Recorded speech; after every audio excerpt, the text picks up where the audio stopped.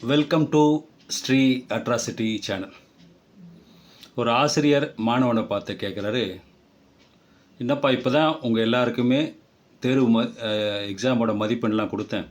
அந்த பொண்ணு 98 மார்க் வாங்கிட்டு 12 மார்க் கம்மியாக வாங்கியிருக்கோன்னு அழுதுண்டு போது, நீ என்னடா 13 மார்க் வாங்கிட்டு ஒரு மார்க்கமாக இருக்கே அப்படின்னும்.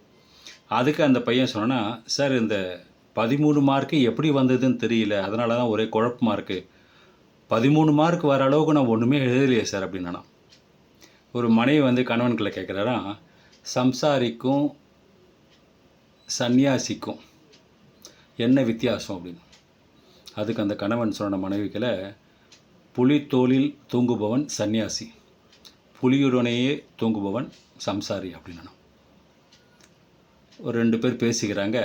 ஒருத்தர்களை கேட்குறாரு, சகலன்னா என்ன அர்த்தம் அப்படின்னு. அதுக்கு கூட இந்த நண்பர் சொல்கிறாராம், ஒரே கம்பெனி பொருளை வாங்கி ஏமாந்த 2 பேர்னு அர்த்தம் அப்படின்னா.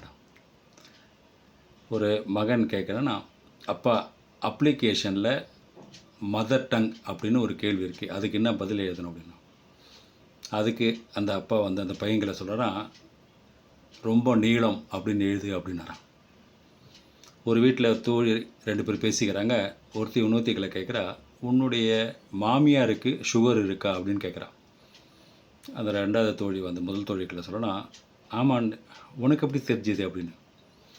அதுக்கு 2வது தோழி முதல் தோழிகளை சொல்லலாம், அதான் நீ தீபாவளிக்காக ஸ்வீட்டாக பண்ணி வச்சுருக்கே, மைசூர் பாகு, லட்டு, குலோப் ஜாமுன்னு இவ்வளோ ஸ்வீட்டு நீ பண்ணி வைக்கும்போதே தெரியுது உங்கள் வீட்டில் உங்கள் மாமியார் ஸ்வீட் சாப்பிட மாட்டாங்கன்னு.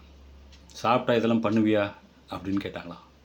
இந்த வீடியோ உங்களுக்கு பிடிச்சிருக்குன்னு நினைக்கிறேன். பிடிச்சிருந்த லைக் பண்ணுங்கள், கமெண்ட் பண்ணுங்கள், மறக்காமல் இந்த சேனலை சப்ஸ்கிரைப் பண்ணுங்கள். தேங்க்யூ.